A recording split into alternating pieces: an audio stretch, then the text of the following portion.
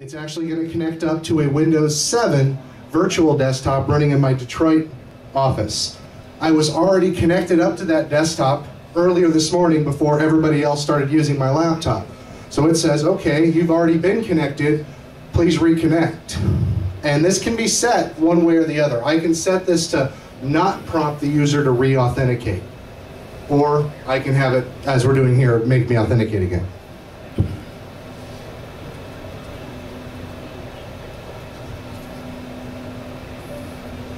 So everything you're seeing here is running from my data center in Troy, Michigan, which is a suburb out of Detroit.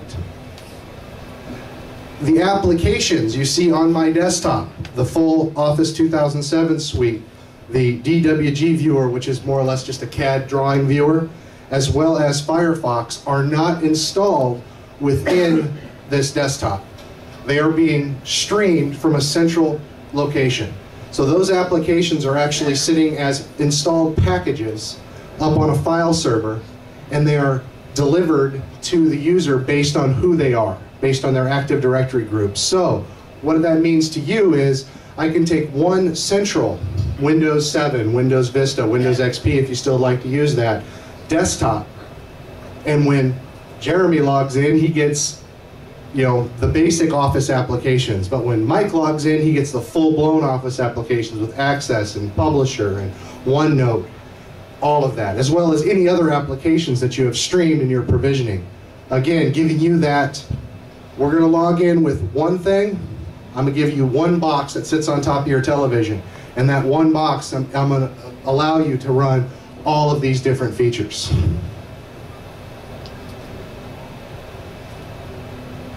So up on the public drive for this fake user, fake company, I have our presentation that we've been running.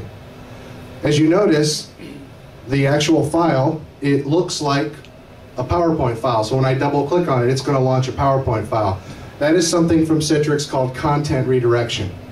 What that allows me to do is it allows me to say that any .ppt or pptx or any other file that is on my system, when I double click on it, it is going to launch with an application that's not installed on the system. So it's actually going to go in and augment and change all of my file associations, allowing me to do this. This is also a great way to upgrade. So I have a lot of people out there that are currently running Office 2003. We're going to be moving to Office 2007 within the next month, because 2010 is coming and we always have to be one rev behind. So, but it's going to take a lot of work to have I have my techs go out to every PC that's in my environment and remove 2003 and install 2007. Now I know there's Alteris and all sorts of other application packaging to push it out, but it is a process. So what we can do is we say, let's not touch the PCs yet. Let's see how they like Office 2007. Let's see how it works. And then what we do is we present the application as a package to them. So it's not actually going out and installing on their desktop. And then we configure the file associations for PPTs, docs, docx, the whole bit, to now, instead of running from the local installed application, run from the published streamed application. So in this case, I'm going to run it. It runs just like it was installed locally. There's no difference. What actually has happened in the background is the application was cached, streamed down to the machine, but not the entire application. Just the portions of the applications that are required to initially get the application up and running. A Word, Office in general, is a large application. Anywhere from 250 to 750 megs, depending on what features you install. That would take a long time to come down before the user saw and open, and that would be a problem. So what this does, it says, I only need these 25 DLLs, this executable, and this to make it run initially.